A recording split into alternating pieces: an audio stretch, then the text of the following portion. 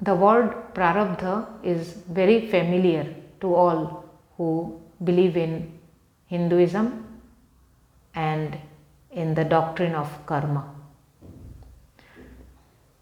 Today I have taken up this topic of Prarabdha, and I will discuss a bit about Prarabdha based on a letter written by Swami Turiyananda, one of the great direct disciples of Sri Ramakrishna Paramhansa.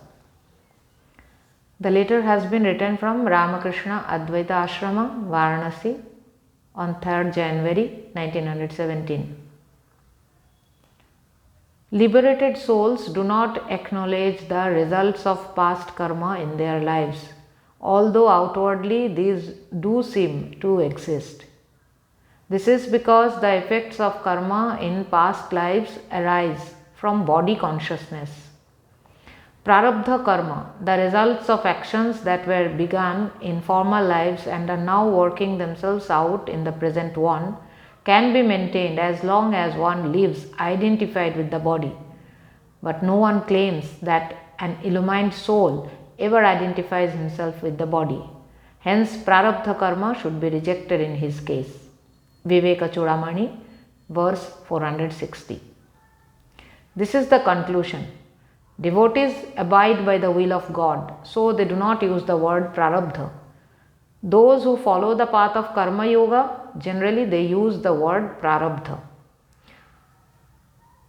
So, this is the short letter in which Swami Turiyananda ji explains very precisely and in a very easily understandable manner the meaning of Prarabdha and what sense it makes for a jnani, for a devotee, and for those who follow the path of Karma Yoga.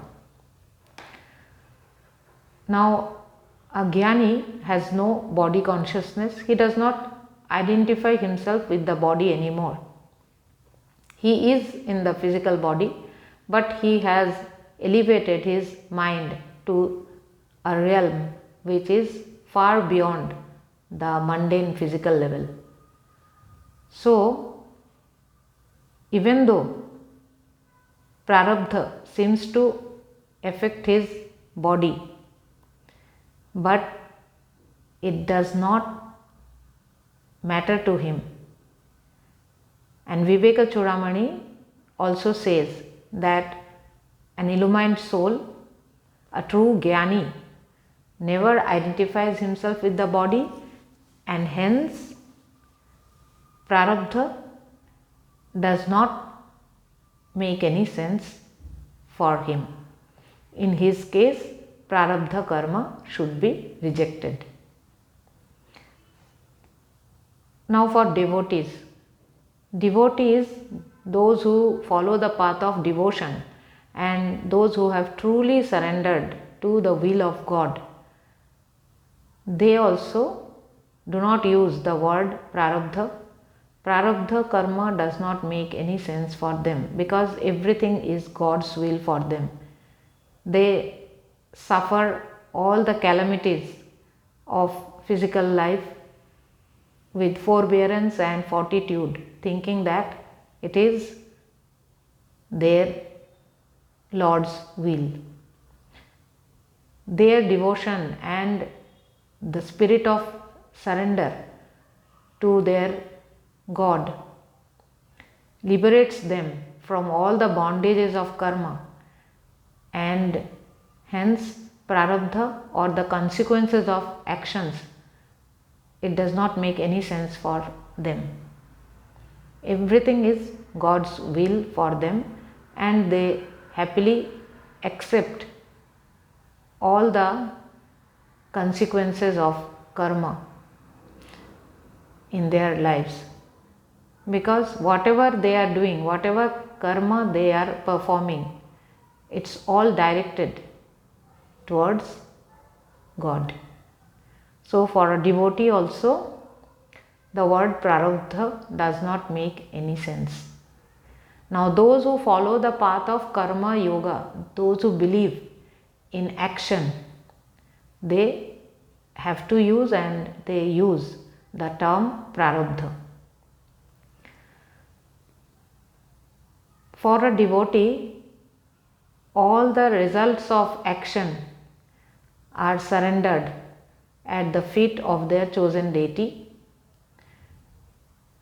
After surrendering all the fruits of action, then Prarabdha is nullified in their case. But a person who believes in Karma Yoga, who follows the path of karma, they use the word Prarabdha. This is what Swami Turiyananda ji says. If unknowingly or knowingly they perform any misconduct, then they should be ready to bear the consequences of those types of actions, which might have begun in their previous births and might be working in this present birth also. So sometimes when some calamity, some misfortune occurs in this life, for which we seem not to be responsible, it might be the consequences of the actions performed in previous births, and the results of those actions are working in this very birth as well.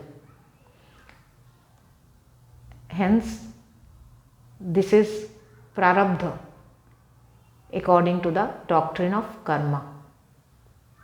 And the good conducts also bear fruits, and by the consequence of good karma, one can enjoy good fruits. I mean, one can enjoy the benefits of this good karma, even if it is not done in this life, but has been done in previous births. This is what the doctrine of karma and the Prarabdha, the belief in Prarabdha according to Hindu religious texts means. And this is what I could understand from the letter written by Swami Turiyananda ji. So I think based on this letter, we should believe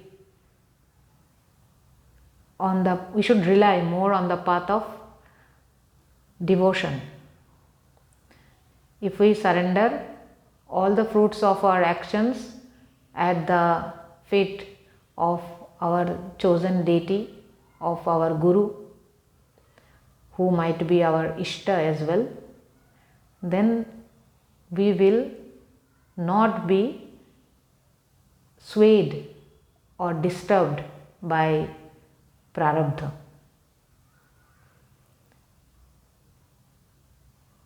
So this is my humble understanding of Prarabdha. I would like to know from you viewers, what is your understanding from this letter of Swami Turiyananda about Prarabdha. Please let me know in your comments. Om, peace, peace, peace. Hari Om Tat Sat. Sri Ramakrishna Arpanamastu.